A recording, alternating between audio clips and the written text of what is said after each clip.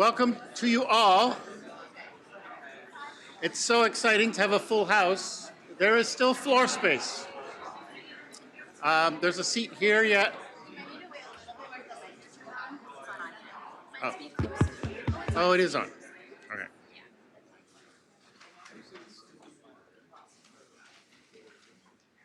Welcome to you all. It is good to see you all here. It is my privilege to welcome you all here once again on behalf of Gordon College and the Center for Faith and Inquiry. My name is Paul Brink, and I am the director of CFI, working closely with Ryan Sotero, who's right over there. She is, who is our program coordinator. Welcome to Symposium. This has been a long time coming. It's a tremendous amount of planning and organizing, and it's so gratifying to arrive at this moment. Our first event took place already at 8:30 this morning, and students showed up.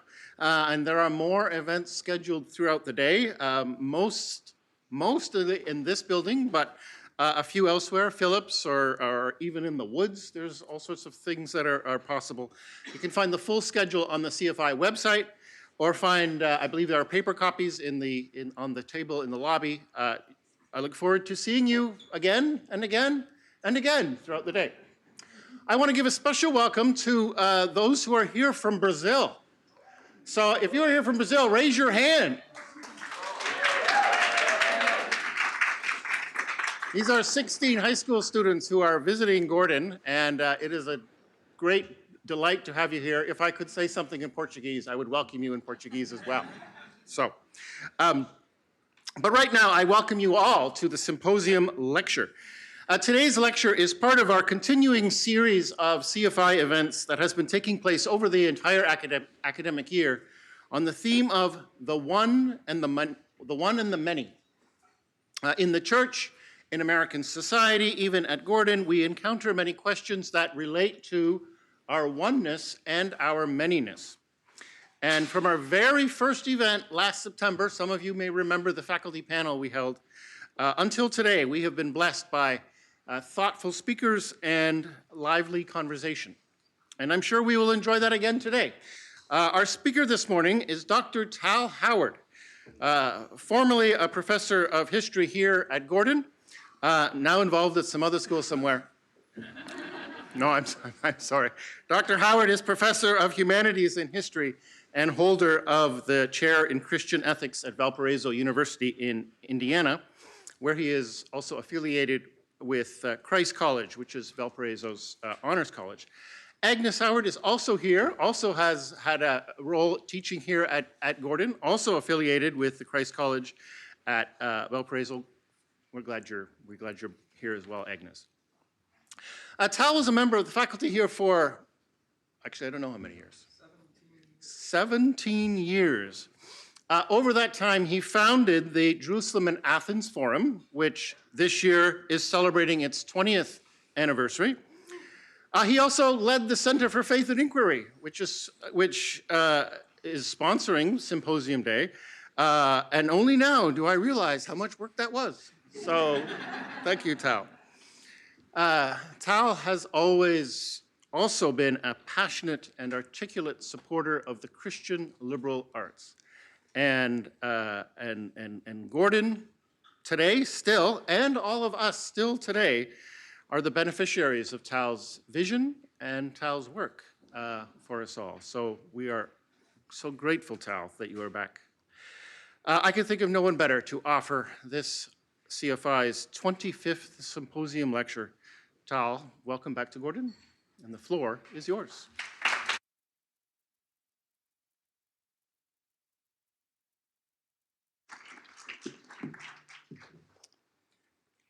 Let's see, am I being heard? This is working? Yes, okay, good, all right. It's tremendous to be back. Thanks for Paul and Ryan and Jennifer Hevel and Harper and everyone else involved in this. We've had a very rich couple of days here. Our kids literally grew up running around the lake and climbing on the rocks and the rock wall. So it's a delight to be back and awakening many many memories. As Paul said, I used to direct the JAF program and the CFI.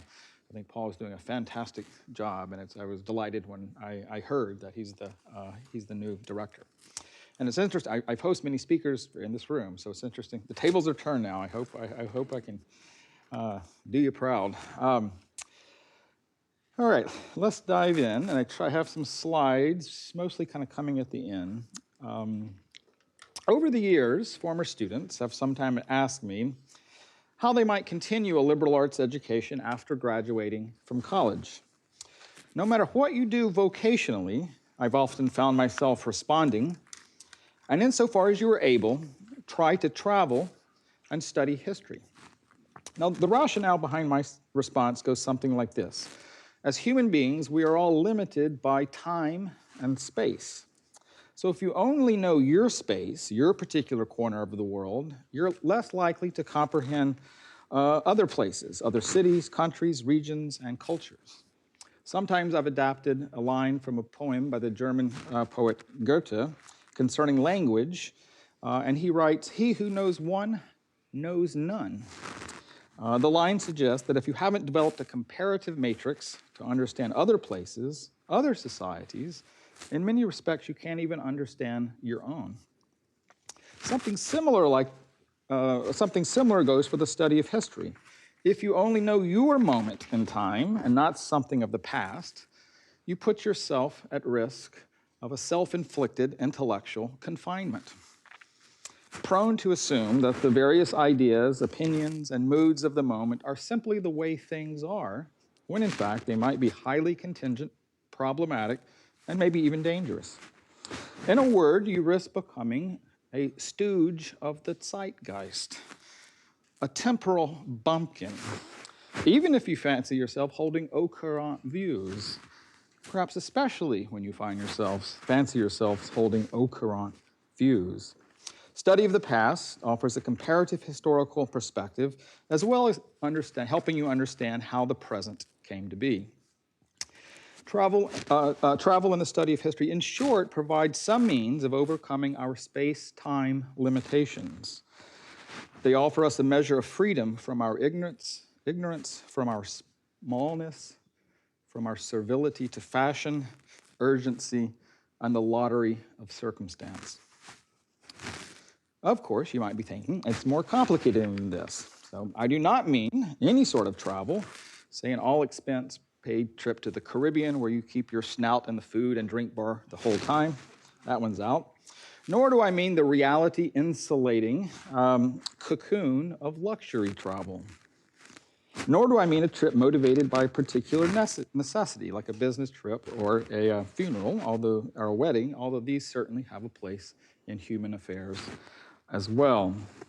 I mean a trip where the primary aim is understanding another culture, its topography, its people, its language. In the German language, they even call this a Studienreise, an educational or a study trip. Such a trip is designed to make you confront different things, to arouse curiosity and new interest. In his lovely book, The Art of Travel, the philosopher Alain de Botton captures my intent when he writes, "Journeys are the midwives of thought. They help us stand outside ourselves and give us access to thoughts that may not have arisen in more settled circumstances." Or, as a Roman Stoic philosopher once put it, travel and change of place impart new vigor to the mind. And you probably can think of important travel works like Marco Polo's travels or Darwin's The Voyage of the Beagle, or many others that have been products of travel. Something similar applies to history. Learning about Athens, or Europe during the French Revolution, or India in the time of Gandhi, stretch our minds and help us develop this comparative insight. To be ignorant of what occurred before you were born is to remain always a child, as the Roman orator Cicero once put it. So that's the advice I've offered, and something of the reasoning behind it. I've often been satisfied with the advice, thinking that I had given good counsel. But as I've pondered it lately, it seems deficient in a couple of key respects, and you might have already cottoned on to some of these. You might be wondering, well, isn't this guy trained as a historian, and isn't he given advice just from his own narrow field? Or you might be wondering about many people you know who do not have the time nor money to travel and purchase books, but who seem to live perfectly upstanding lives. Or perhaps you know some arrogant SOB, and that the braggadocio gained with historical knowledge and travel would only make them a truly insufferable arrogant SOB. These are fine points, but I think there's a deeper problem. My advice has been incomplete. In a word, I've come to think that travel and the study of history are finally penultimate goods, means towards certain ends, but not necessarily the ends in themselves. That I failed to articulate. If I'm right about that, what then is that more enduring good, that better end, that I've perhaps hinted at in my advice, but not stated clearly? Now, as I've rummaged through my mind for the right word, I've alighted on a few. One was insightful, trying to develop students or former students that have a certain insightfulness. Reflection, people who are able to reflect. Contemplation is another word, but another one I especially liked is that of thoughtfulness, because in the English language it means both being reflective, but also being thoughtful, considerate of the other people. When you say that was thoughtful, that you did that. And these are all fine words that express important realities, and they're certainly in the neighborhood of what I wanted to articulate. But the word I finally settled on, and you guessed it, is this: wisdom. I hope travel and the study of history might be vehicles for former students in the acquisition of wisdom. Sort of a gateway drug, if you will, into this deeper and more mysterious reality of wisdom. I should probably pause here and say I don't think just travel and study of history do this. Many disciplines in the liberal arts, also just personal experience and relationships can contribute to wisdom as well. But these have been two things that have been important to me, so that's where my advice has been coming from. But, of course, now we have a much more thorny problem to deal with. What exactly is wisdom? Have you ever pondered the word? Is it one big thing or many smaller things? I can check off the symposium topic right there. Is it a quality of mind, a mode of perception, a virtue? Is it accessible to everyone or just a few? Now, most of you in the room would probably nod in agreement that wisdom is generally a good thing in a vague and general way, the way you might agree that fleeing small puppies off the tall buildings is generally a bad thing to do. But again, what is wisdom? Where can one go to gain wisdom, as it were, about wisdom? It turns out that wisdom is a profound and multidimensional and even numinous thing, both one and many, with deep anchorage in classical thought, in scripture, and in the broader Christian intellectual tradition.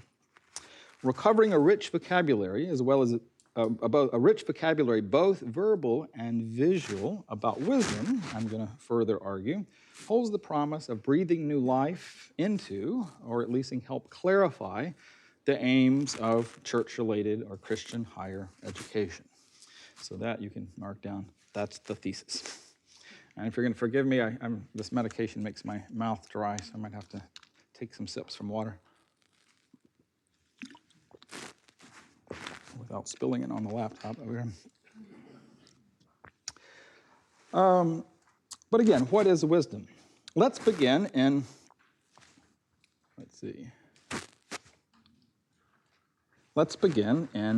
Athens, in the classical world, which of course gave us the word philosophy, which many of you know means simply the love of wisdom.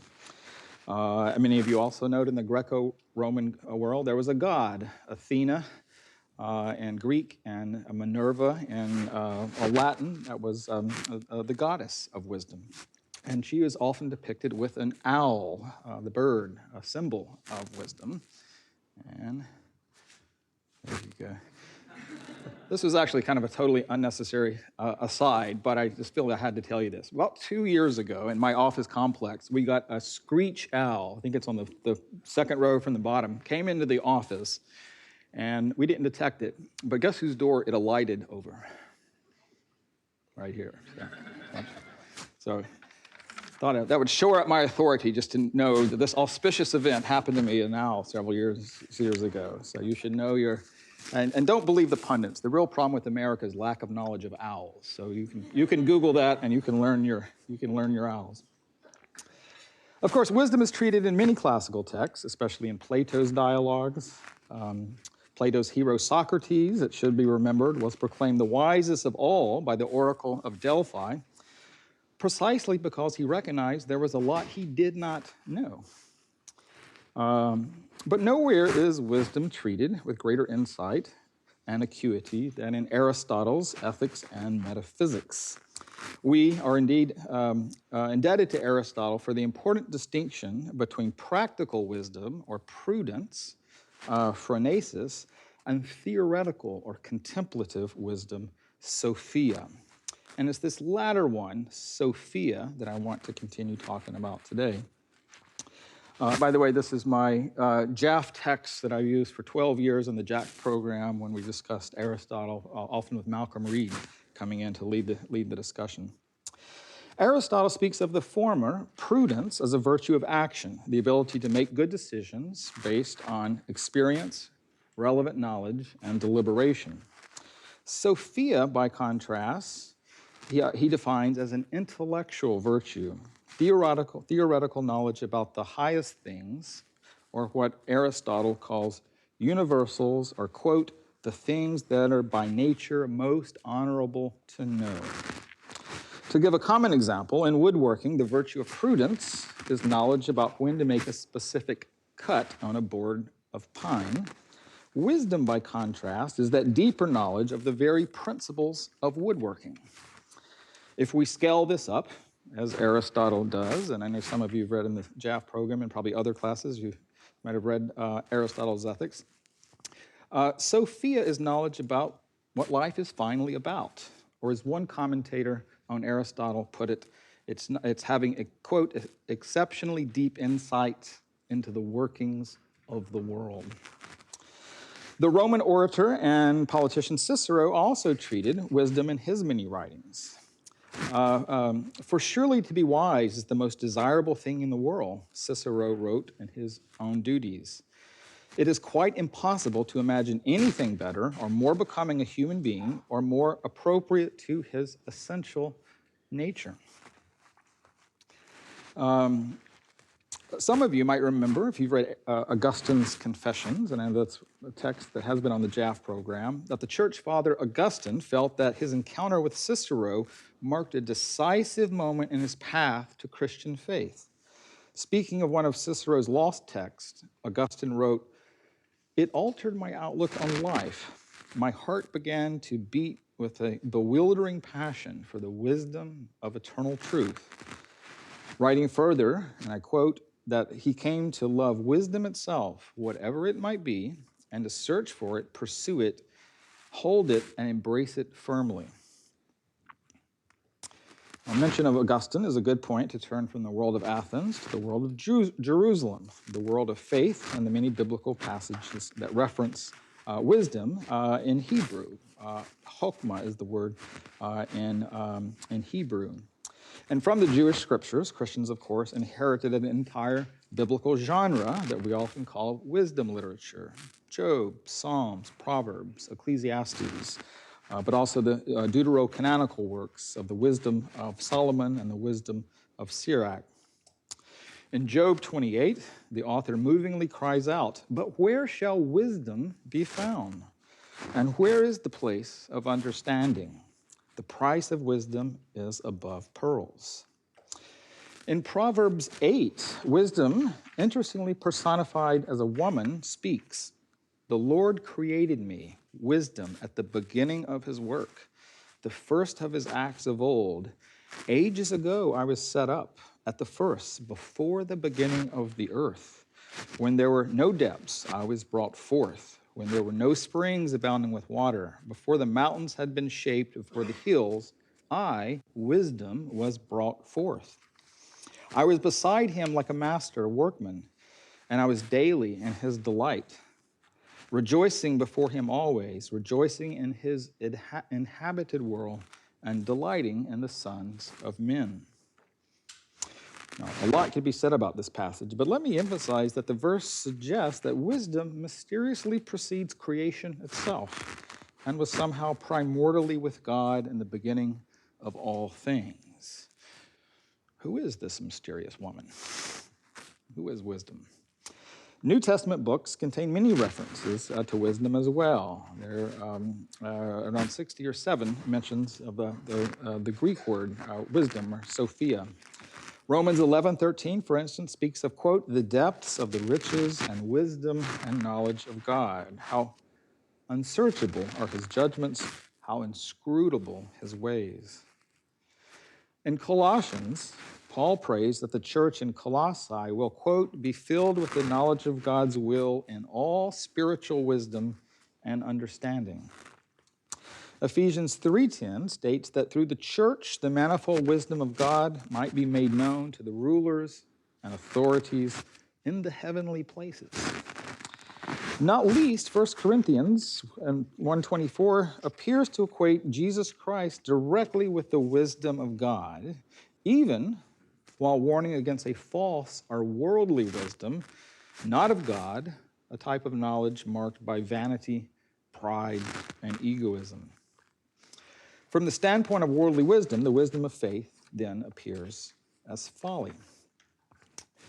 In light of these passages, and especially the one in 1 Corinthians that appear to equate Christ, the Son of God, the second person of the Trinity, with wisdom, it should perhaps not surprise that many church fathers in the early years of Christianity came to see the wisdom spoken of in Proverbs 8 as allegorically prefiguring or anticipating or foreshadowing the Logos, that to invoke the Gospel of John, Jesus, the second member of the Trinity. In the beginning was the Word, and the Word was with God, and the Word was God.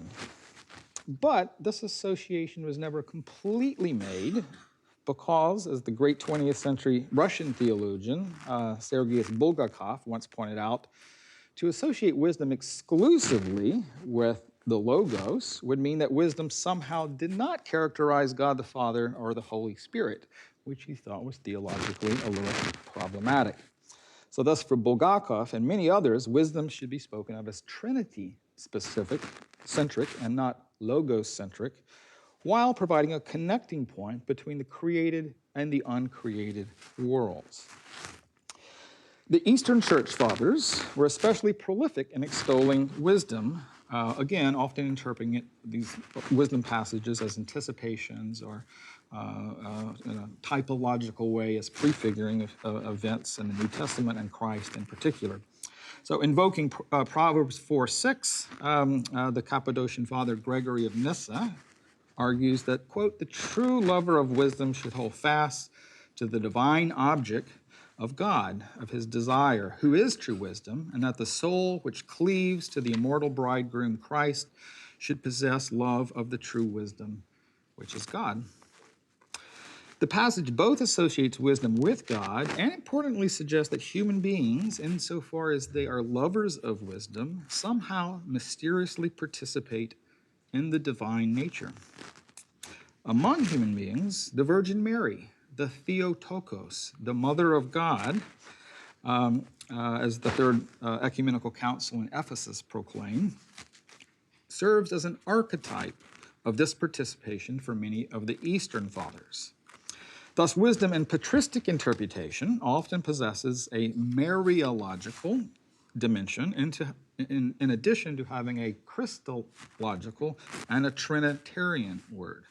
And there's a lot of heavy-duty theology terms there. So having to do with Mary, Christ, and the Trinity, in short.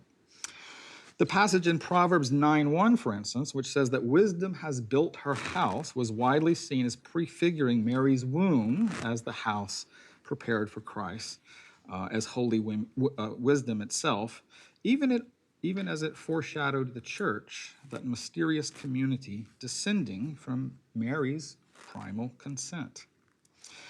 From another angle, we might say that Mary responded wisely to God in making her womb available for eternal wisdom, which paradoxically, mysteriously, and salvifically came to contain the uncontainable. And this, you see that? This is an important icon in the Eastern tradition designated as Mary, the container of the uncontainable, sort of showing Christ in her womb. These wisdom motifs and various others can be seen in other Eastern fathers as well, including Origen of Alexandria, Basil of Caesarea, Gregory the theologian, and later Orthodox thinkers such as Maximus the Confessor and the Athonite monk Gregory Palamas.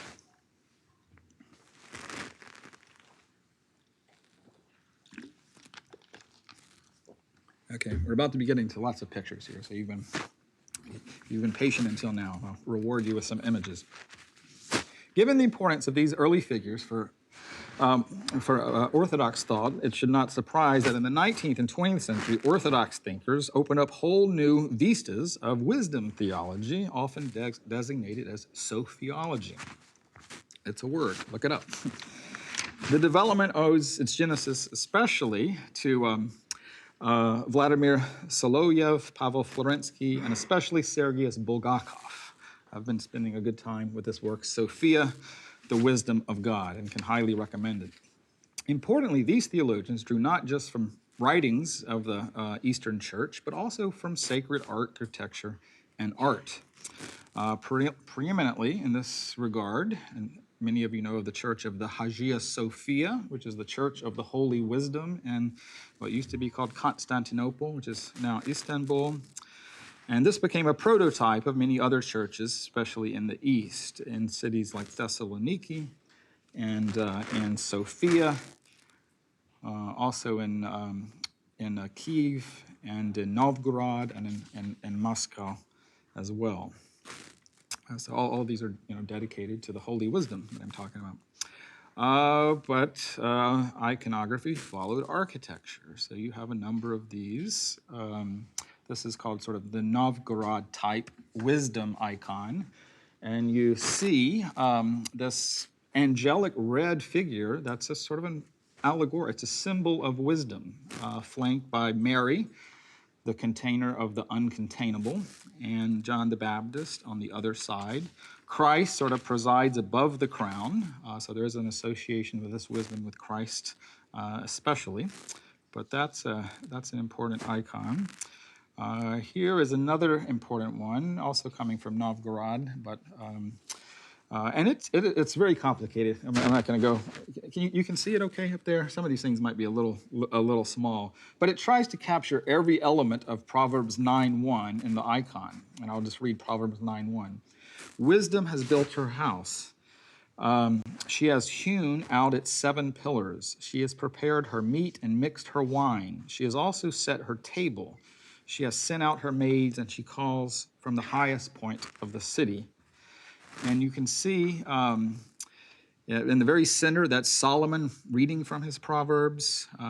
You see the animals being slain and wine being offered in a very Eucharistic motif. And the 7 pillars in patristic interpretation, that's that church with sort of 7 parts that represent the first 7 ecumenical councils of the church. So that was the way in the Eastern patristic interpretation they were trying to kind of read Proverbs 9:1 through a more New Testament lens. And let's see. I'm just going to tantalizingly skip this one, but this is Sophia with her wisdom with her 3 children, faith, hope, and love. But we can come back to that. Although maybe more pronounced in the East than the West, Eastern Christianity did not have a monopoly on discourse about or representations of wisdom. Western thinkers and theologians, beginning with church fathers such as Augustine, who I mentioned, also discuss wisdom, both practical wisdom or prudence and contemplative wisdom, or sapientia in Latin. In addition to Augustine, Ambrose, Gregory the Great, Cassiodorus, Boethius, and others discuss wisdom both in their biblical commentaries and in other works of theology and philosophy. Gregory the Great's great ethical treatise, Moralia on Job, in fact, offers one of the most extensive discussions of holy wisdom in the East or the West. Gregory writes that, quote, they who seem to themselves wise, this is sort of echoing the 1 Corinthians, but also Socrates a little bit, I would say. Those who seem to themselves to be wise cannot contemplate the wisdom of God. If, therefore, we seek to be truly wise and to contemplate wisdom itself, let us humbly acknowledge ourselves to be fools. Wisdom as sapientia is also a central concept in the thought of the medieval theologian Thomas Aquinas. In his earlier writings, in his commentaries on Aristotle, and in his great work Summa Theologia, Aquinas discusses many different facets of wisdom, and I counted 6 in all.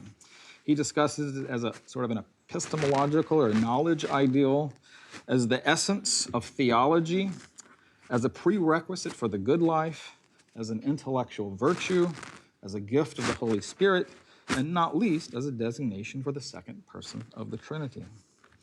In his discussion of intellectual virtues, Aquinas, following Aristotle, distinguishes between science, understanding, and wisdom, regarding wisdom as occupying, quote, the highest place among these 3, because it deals in first principles and has the capacity to order other forms of knowledge to higher ends.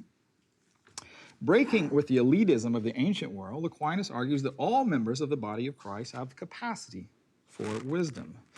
Although he does, interestingly, make allowance for what he calls baptized idiots, incapable of developing the gift very far.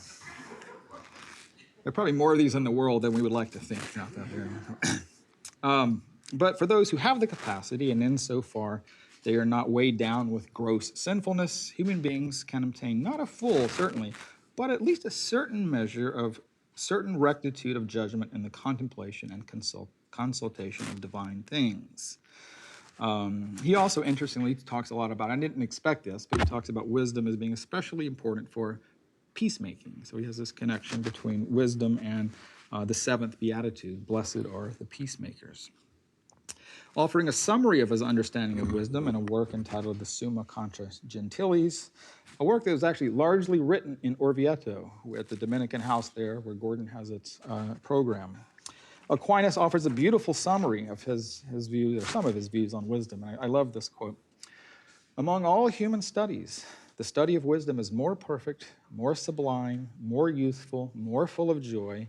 It is more perfect because insofar as a man gives himself to the study of wisdom, so far does he even now have some share in true beatitude.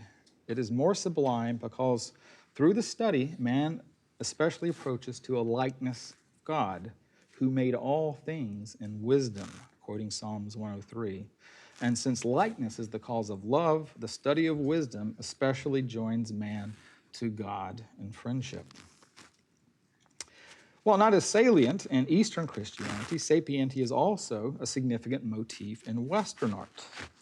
Leaving aside the many depictions of practical wisdom or prudence, which are often portrayed along other classical virtues and Christian virtues like faith, hope, and love, wisdom as sapientia has, over the centuries, taken on several forms in fresco, sculpture, illuminated manuscripts, and the like. So you see, let's see, Okay, I had that one up. So here you see wisdom sort of as this personified woman as sort of in cosmic dimensions, depicted between the Father, God the Father, and God the Son. This one, have any of you read Boethius' The Consolation of Philosophy? A few of you have. He has this personified philosophy or wisdom in that. And so this is actually a manuscript, as you can see from the bottom of that work, The Consolation of Philosophy, written in 500s, I don't remember. But you see that ladder with 7? Any guesses of what that 7 represents? do I have it up here? Oh yeah, well, I have it up there. So the liberal arts, if you studied the medieval period, their liberal arts are broken up into the trivium, grammar, rhetoric, and logic, and then the quadrivium, which was math and geometry and astronomy and music, actually. So you have wisdom being associated with liberal education or liberal learning. All right, here's my favorite picture right here. Well, that's just Boethius' Consolation of the Philosophy. If you haven't read it, you should read it. It's great work. But this is Ambrosio Lorenzetti's famous allegory of good and bad government, which is in the Palazzo Pubblico, the big town hall in Siena, Italy. John Skillen is not able to be here today, but John Skillen and I have taken many Gordon students over the years and talked about this particular fresco. And there is a lot going on here. One wall is dedicated to good government, and the other wall is dedicated to bad government. But here you see this sort of royal figure symbolizing political authority to your, I guess that would be to your right. And a lot of virtues are seated behind virtues. Actually, prudence is right, the practical wisdom is right to the right hand of good government. The theological virtues, faith, hope, and love, with love as the highest, are above the figure's head.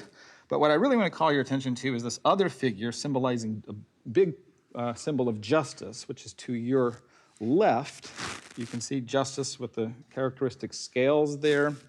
I don't know if you can see this very well from where you're sitting, but justice is looking up at this mysterious figure above justice's head, and you guessed it, it's sapientia. So you can actually see, when you can see it closely, like justice is following kind of wisdom's guidance, holy wisdom.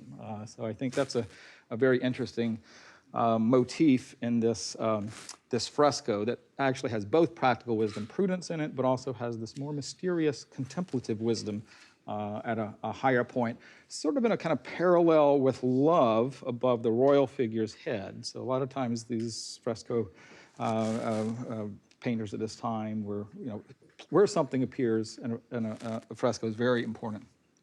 I'm sorry, I completely forgot. I do have a close-up of it. Can you see the eyes looking up there a little bit? And the justice looking up at sapientia? And you're probably wondering, well, what does bad government look like? This is bad government. So there, on the other side of the wall, you have this tyrant figure, and the whole city, everything is going wrong. The crops are not being harvested, the houses are being burned down, people are stabbing one another.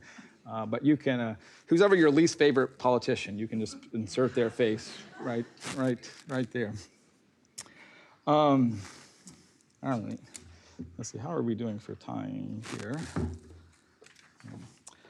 Okay, fourth and finally, and this is what I hope stays with you from my lecture. There is wisdom depicted in a Marian artistic motif known as the chair of wisdom, or the throne of wisdom, the sedius sapientia in Latin, the seat of wisdom. I think this motif should be especially important to, let's see, oops, sorry, all right. You can see on both sides of this book. Okay, so anyway, I think this motif should be of special interest to institutions of Christian higher education, like Gordon or the Lutheran or kind of quasi-Lutheran university that I teach at now, Valparaiso University.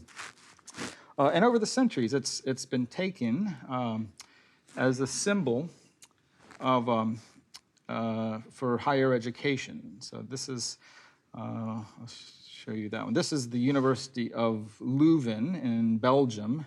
It's sort of university insignia, founded in 1425 with Mary as the seat of wisdom. Let's see, I think I'm going to go, and we'll keep it there for a moment.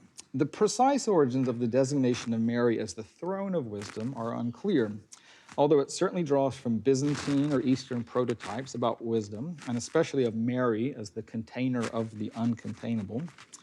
But around the 12th century, roughly around the time when the university was coming into existence as an institution, when the Romanesque was slowly passing into the Gothic, the motif begins to gain popularity, especially in Western Europe and especially in France, but not exclusively in France. Biblical wisdom literature and its allegorical interpretation of Christ as the eternal logos certainly plays a role behind this. Other scholars also connect it to patristic era allegorical interpretations of the throne of Solomon, which is found in 1 Kings and 1 Kings 10 and 2 Chronicles 9. Thus, you have the 7th century monk and polymath John of Damascus exclaiming of the Virgin Mary, quote, "Hail throne, lifted up high in glory, living throne, representing in thyself the throne of God," making an explicit connection between Solomon's throne and allegorically understood and the Virgin Mary. The medieval theologian Peter Damian similarly writes, quote, "On the lap of the mother sits the wisdom of the Father." In renderings of the seat of wisdom, Mary is usually seated on a throne. Yep, you can sort of see that here. Serving as a throne for the Christ child, God's wisdom incarnate. Mary's feet are sometimes on a small footstool. Sometimes Christ holds a small globe or dove, suggesting wisdom's significance for all creation, and also possibly to peacemaking, and or a book or scroll symbolizing learning. Beyond these details, though, I think there is a sort of a compelling, an arresting starkness to the motif. With serious faces, Mary and the Christ child usually stare directly in front of them, beckoning us to look more deeply until we actually see. Wood sculpture is, this is a wood sculpture that you're seeing now, is one of the most common mediums. But one also finds the motif done in sculpture as well as in stained glass. I had the opportunity this January to travel to Chartres Cathedral for the first time. Have any of you been there? A couple of you. This lovely cathedral right outside of Paris. And I mean, it's practically sort of brimming with this motif of the throne of wisdom, the Sadia Sapientia. This is I think it's the south portal. You see the seat of wisdom, and some of those figures, you can't see them very well on the screen, but they're actually symbols of the liberal arts, the trivium and the quadrivium that are around Christ as the seat of wisdom. And then one of the very famous stained glass within Chartres Cathedral is the so-called Blue Virgin, which is in this style, the motif of the seat of wisdom, or the throne of wisdom. And looking at and beholding the throne of wisdom motif, we're at one level invited to think of the doctrine of the incarnation, God begotten as man, wisdom revealed, which is, of course, one of Christianity's central teachings. For Protestants, attention might understandably be focused on the Christ child, Jesus, and this is, of course, well and good, given the Christological associations of wisdom, which I've previously mentioned. But let me suggest we can't just, let's see, I think I'm going to leave it at that one. We can't simply just airbrush Mary out of the picture. Her being, her identity is important too. She, in fact, provides the throne. And here I'm going to circle back to the name I mentioned before, the Russian Orthodox theologian Sergius Bulgakov. He taught at the so-called Paris School of Orthodox Theology. After the Bolshevik Revolution in 1917, many of the major Russian thinkers all kind of wound up in Paris, and that was like the center of Orthodox theology in the 20s and 30s, was actually Paris. Where am I? Okay. In his writings, Bulgakov, following patristic precedent, he makes a distinction between uncreated wisdom and created wisdom. Uncreated wisdom, as the passage in Proverbs 8 suggests, is that eternal wisdom in the mind of God alone, graciously deployed in creation and revealed to us more directly in the person of Christ. But insofar as we call ourselves Christians, we too have a role to play in acquiring and making known God's wisdom in the world, in our humble obedience and pursuit of truth. This is our created, and I would even argue creative vocation. And Mary can and should serve as an example, a prototype. As she humbly obeyed God in the moment of the Annunciation, let it be according to thy word, as the Gospel of Luke has it, so also should we follow suit.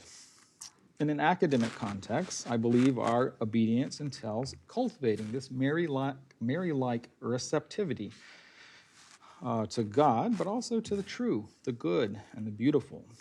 Whether this is through study or travel, as I mentioned, or is it through other means. It means being about, I think, that wonderful business that Paul commends in Philippians 4:8, that we should be open to receiving, and I would say even seeking out, quoting Paul, whatever is true, whatever is honorable, whatever is just, whatever is pure, whatever is lovely, whatever is gracious. If there is any excellence, if there is anything worthy of praise, think about these things.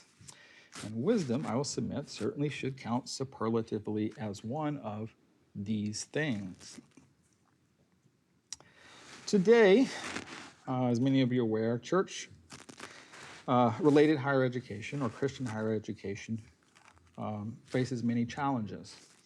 And I need not rehearse all the depressing litany of trials and indignities and calamities. A partial list might include soaring costs and tuition prices, the pandemic experience and its aftermath, the attention spans of us all fried on social media and smartphones, a concomitant epidemic among students of loneliness and depression, leaders often chasing the trendy, not the enduring, dwindling demographics, the accelerated creative destruction and innovation wrought by AI and other technological challenges. And then, of course, there's the decline of the humanities and the severe political polarization that we face in our country. All of these impinge on higher education, and I could go on and on here. In addressing the challenges, educators often find themselves on the defensive, well-meaning perhaps, but subtly co-opted by the culture that surrounds us.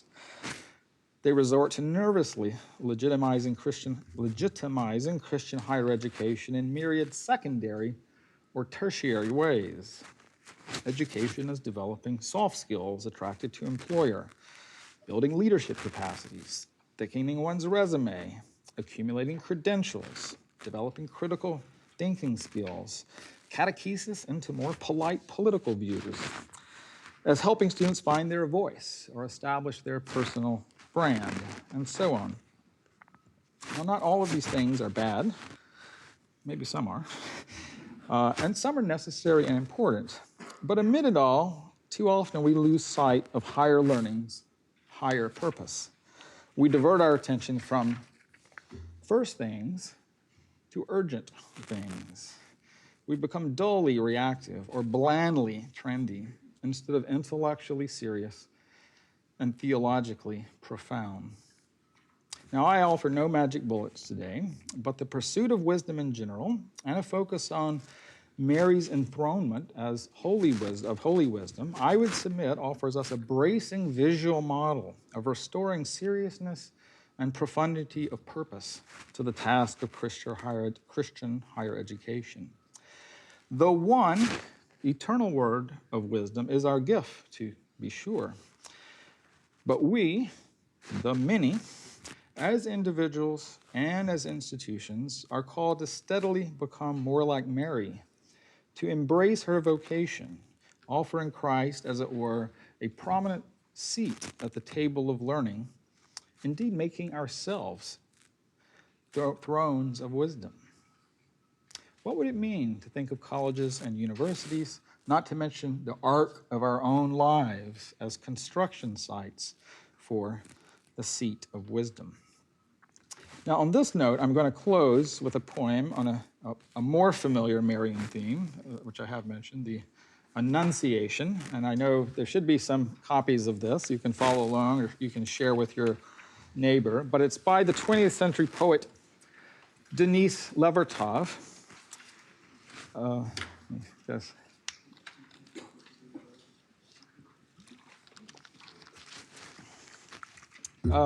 pondering the Gospel's account of the angel Gabriel's annunciation to Mary, Levertov emphasizes that in the final analysis, we must choose to live into our calling, to become who we are, and that meekness and courage might be joined at the hip, and that our destiny, fusing love and intelligence, is often much higher, more astounding, in fact, than we often suppose. So, The Annunciation by Denise Levertov. You can alternate between looking at the painting and following me as I read. We know the scene, the room, variously furnished, almost always a lectern, a book, always the tall lily, arriving on solemn grandeur of great wings, the angelic ambassador, standing or hovering, whom she acknowledges as a guest. But we are told of meekness, meek obedience. No one mentions courage. The engendering spirit did not enter her without consent. God waited. She was free to accept or to refuse. Choice integral to humanness. Aren't there annunciations of one sort or another in most lives, individual and institution, I would say? Some unwillingly undertake great destinies, enact them in sullen pride, uncomprehending. More often those moments when roads of light and storm open from darkness in a man or woman are turned away from in dread, in a wave of weakness, in despair, and with relief. Ordinary lives continue. God does not smite them, but the gates close. The pathway vanishes. She had been a child who played, ate, slept like any other child, but unlike others, wept only for pity, laughed in joy, not triumph.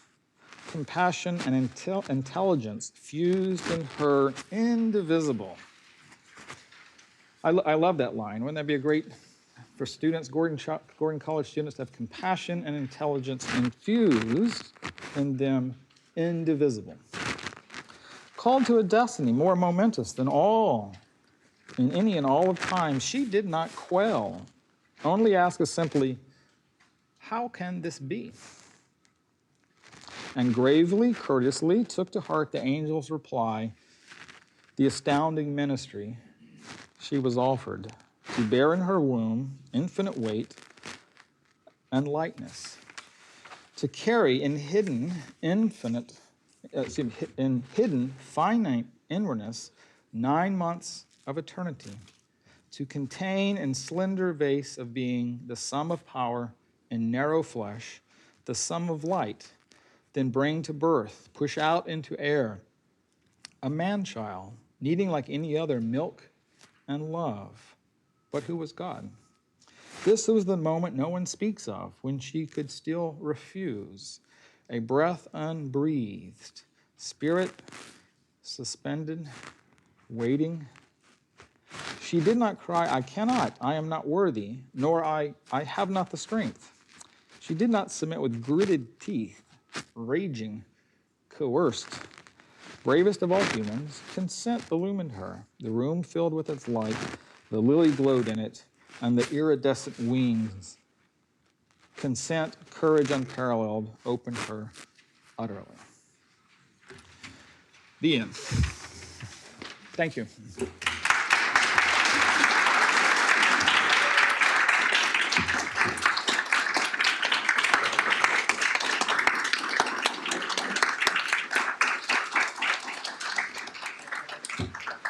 Thank you so much, Tal. I think this is so valuable, especially at this time of year. You students, with your final end of semester papers and looming exams and so on, are invited still to participate in a tradition of wisdom, and it gives a meaning to all of our work. And you faculty, with your piles of grading, and as you approach the coming exams, this gives a meaning also to our work. And so that's wonderful. We have some time for questions, and yeah, if you have something you're wondering about or something you'd like to clarify or an implication you'd like to explore, you're invited to raise your hands and be recognized. And we will have a microphone coming around so that you may be heard. So, question somewhere. I'm gonna put the Sadia Sapientia back on. All right. All right. Let's do. Yeah, we'll do that.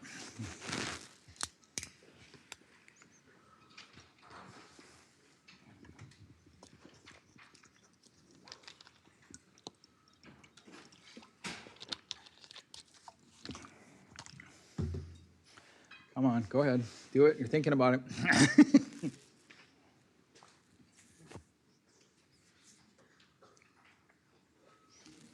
Have any of you encountered this motif before? The holy sacred wisdom? Yep.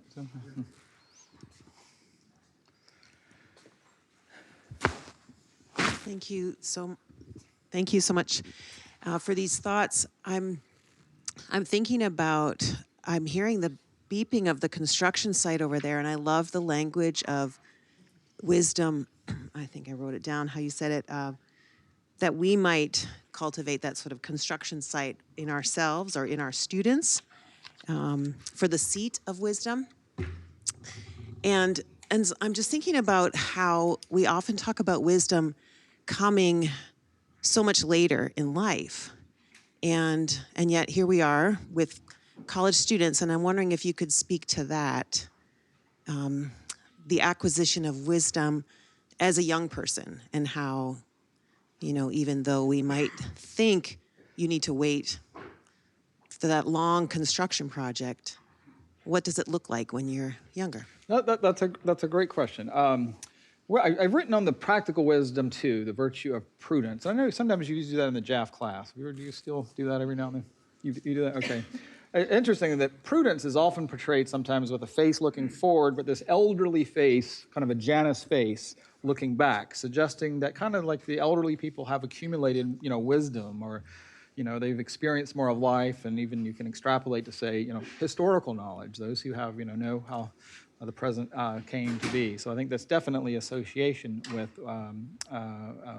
wisdom, and I think just the importance of mentoring. I think young people, you guys have wisdom based on your different experiences, but you're probably here at Gordon College and not doing online education somewhere because you want people who are mentors that are wiser than you in ways, that have thought about different things. So I wouldn't say wisdom cannot only characterizes the teachers and things, but I think in the practice of wisdom, they're important to have those types of mentors and elderly people in our life. That maybe a little, when we have such a young focused culture, that's a little countercultural to think like, what older people can I get to know and learn from their combined life experience, which can be for prudential knowledge, but I think, especially maybe in a Christian context, someone who's thought about kind of these higher realities that characterize Sophia or Sapientia as well. Or maybe you think, just using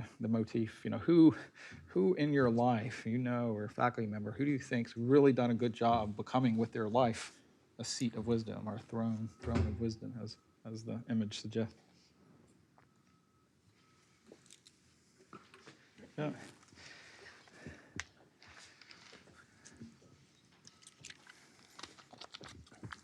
I love all these images that you've put forward, and I wonder if you could just take a minute to think and talk about a distinction between sort of the intellectual kind of thinking about what wisdom is. So with Aquinas, you talked about how he talks about it as knowledge of first principles, but also with Aquinas, he's talking about it as the indwelling of the Holy Spirit, as a way of kind of being embodied. And these images are beautiful because we don't see people studying books. We see them looking at us. We see them embodied. And I guess I'm curious, as you were looking at that, how you think about that distinction. Yeah, okay. Well, this is, on your hand, this guy, Ian Louis Boyd, he knows Aquinas backwards and forwards. So I was like, oh my goodness, he's going to. And you probably, with Aquinas and some secondary sources I've been reading on wisdom in Aquinas, you know, there are many kind of different ways he does it in different parts, and he doesn't necessarily refer back to sort of there's this unified concept of wisdom, but he speaks of it kind of in Aristotelian terms. That it orders other forms of knowledge, and usually in Aristotle and Aquinas, the ability to order is important.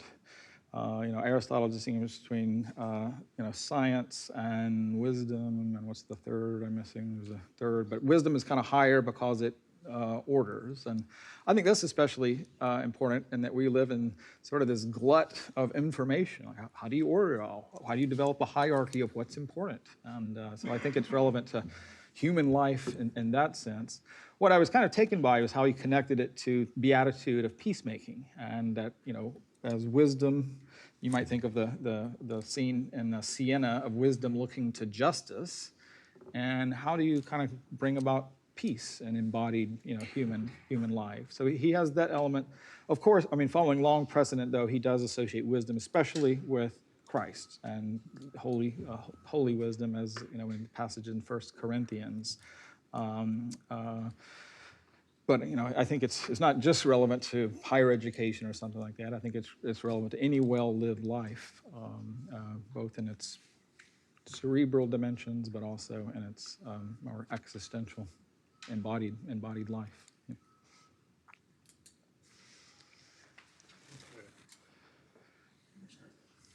Thank you so much for talking about wisdom and its pursuit throughout our lives, and I so appreciate your encouragement. Thank you. I would ask if you would address the question of the sacrifice to gain wisdom, the sacrifices made. Yeah, yeah, a sacrifice made. Yes, that's important. Let's see where to go with this. You know, I'm just going to refer back to Aristotle, and when Aristotle is talking about virtue in general, but especially some of the higher virtues, he talks about sort of the necessity of restricting yourself from certain pleasures or amusements. So it takes a long time to establish and create wisdom. You could argue that the Virgin Mary's life was one of sacrifice. It was kind of giving up maybe what you want to do with your life or your career or whatever else you had in mind, but hearing a specific call of God and saying, for you young people, you might be called to do something, but there might be a lot of preparatory work of acquiring the right wisdom to do that.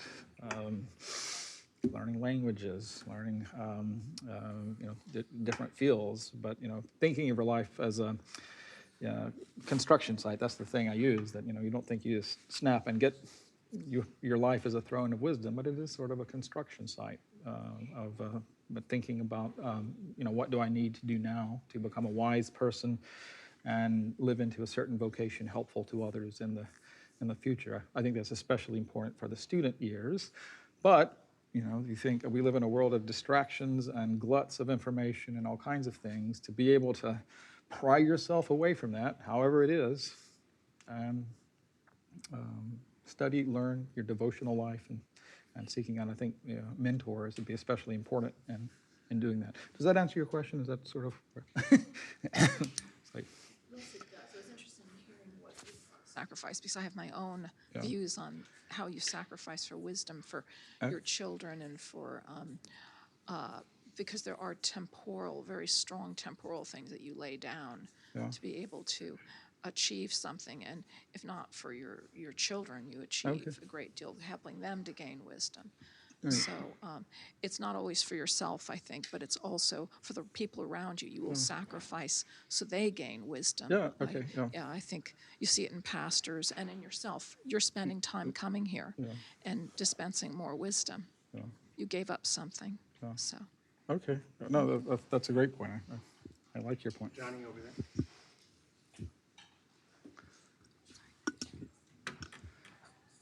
You mentioned a lot how in the process of gaining wisdom, we have to expose ourselves to new information and traveling and studying history and acquiring information and even experiences. My question is, there seems to be a sort of discrepancy between acquiring information and then actually embodying it and being that throne of Sophia. So how would you suggest that we as students make that leap between simply engaging with history or traveling and actually practically becoming that throne of wisdom? Yeah, yeah. First, I'm glad you sort of sense a discrepancy in the two. I think I'm trying to push back against that discrepancy, like felt in many people. You say, well, it's my academic work and good stuff, but over here is my really spiritual stuff and my devotional life, and sometimes I need to like put all this around because that's what's really important. But what I think upshot of this, maybe I'm stating it better now than in the paper, and maybe more implied in the paper, is I believe, your study, the pursuit of truth, the pursuit of goodness, the artist pursuing beauty, I think that can be thought of as your devotional life. That there's not much of a dichotomy between that. So I think, any time that we are pursuing truth, trying to understand the world around us, the created world, that there is definitely what I would call a sophianic or sapiential dimension to that that's actually kind of more hardwired into devotional matters than sometimes that we think when we live with that kind of dichotomy in our minds. How's that? Yeah, thank you. Yeah, right over there. Thank you very much. I was curious, how do you think it is best to go about breaking down stigmas concerning Mary, particularly in modern evangelical circles, in order to take on her disposition as the antitype of Sophia as the patristics would have found her? Oh, fantastic question. I actually plan including a part on that as the throne of wisdom as having ecumenical significance, so you give me an opportunity to say that. Certainly in the time of the Reformation, Martin Luther and afterwards, there was a reaction to lives of saints and Mary, and my general view on that is sometimes that was maybe good, but sometimes a lot of the baby got thrown out with the bathwater as well. And so, and there's certainly some real differences. I could have put images, say, of the Immaculate Conception, which is the Catholic belief that Mary herself was in some way preserved. And I think that's more of a problem. But when I thought about the image of Mary as the seat of wisdom, there's never been like any doctrine proclaimed. No pope has ever, but it's an artistic motif. It's been around. But I think Protestants and Catholics and others, Mary as a seat of wisdom, as someone listening to God, she did, living into their calling. I thought there's really nothing in my mind, no Protestant sort of bells go off and go, yeah, you can, that kind of makes sense for, not just Protestants and Catholics, but I would say Orthodox Christians as well, that we can learn a lot, I think. I'm shaped by the, Protestant tradition as well. And I know my colleague Jennifer Hevelone Harper could go on and on about importance of icons, much better than icon. But I think there's a lot to learn for this wisdom iconography, and how Mary often appears in that as. In some ways, she is she's kind of ground zero of human nature, beginning the divine plan. Her says, I consent to this, and there is such an archetypal thing to that. So I think it's worth reflecting on, but without minimizing some of the other differences that have divided Catholics and Protestants over the centuries. Couple over here. More on Mary. Where does the disconnect happen between Mary being a symbol of, like, an iconography of wisdom and being that throne of wisdom, and then the sort of classic exclusion of women in higher education? Like, where did that come into play? Because if she's held to this, she's a woman, so why wasn't that applied? Yeah, no, another thing, maybe what you're thinking of, wisdom is often depicted as a woman. And the words used, sapient, they're usually feminine in gender, the words. And there is some school, especially among Orthodox feminist thinkers, of saying that Lady Wisdom there is sort of something feminine and important about this. But I think, a lot of this you just have to go into just the way Western history has developed, and certain traditional roles. It's really on the 19th and 20th century that women have broader access to higher education. That being said, I hear my colleague Jennifer Hevelone Harper. What about Hildegard of Bingen and Teresa of Avila? And there have been some great women theologians that have sort of bucked the system, if you will. And Catherine of Siena would be another. I think they could be sort of important role models for women and higher learning or theology. Maybe one more question. Right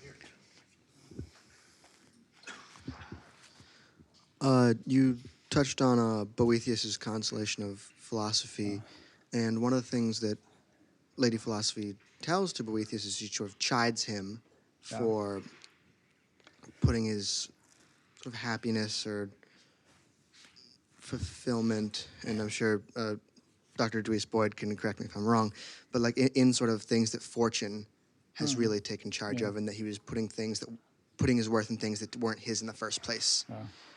And so thus if they can be taken away, they are not his.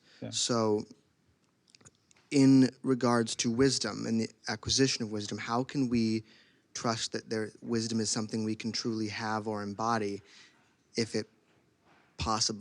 we could have existed without it, and the possibility of it being taken away from us? Okay, yeah. So a question about the Boethius's The Consolation of Philosophy, which I actually read during the depths of COVID, and I was quite consoled.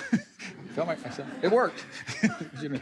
But in this, there's these two figures, really, Fortuna, the wheel of fortune, which is basically says that, you can peg all your hopes to getting in this school or making this much money, but a lot of that is just fortune. A lot of it is going to be what I call the lottery of circumstance. And if all your hopes are in that, you're going to be disappointed. But Boethius, kind of minimally Christian. That's what's puzzled people over the years. He sort of appeals to philosophy. I mean, he is in the kind of Christian era. He's not, before Christ, but there is, there's sort of a Stoic message as well that says don't peg all your happiness to things that can change. What are the unchanging truths in life? And that's sort of the message of Boethius' Sophia or the Sapientia or philosophy. Peg your happiness, your well-being, your flourishing to things that are not. So I wrote an article on this during COVID. You can probably Google it with my name and Boethius and what was the title? Can't remember the title, but Thomas Albert Howard Boethius would probably dredge it up from the bowels of the internet. What was I saying here? But yeah, I'm not too put off by the fact that it's not that Christian. My argument is basically Boethius helps prepare you for an honest intellectual life. What are the things that are truly important? What's really immutable? You might want to go a little higher than Boethius and say, finally, it's in the incarnate Word of God. But he kind of helps, I think, Christians establish a baseline for an honest intellectual life that's not, again, tied to circumstances and the caprice of fortune. But again, I highly recommend reading that book. I think we have all been consoled by by being told to seek wisdom, and I encourage us all to keep doing so the rest of the semester, but also the rest of this afternoon. The next symposium events begin in about 15 minutes, so we can make our way. But let's first thank our speaker. Thank Dr. Howard for.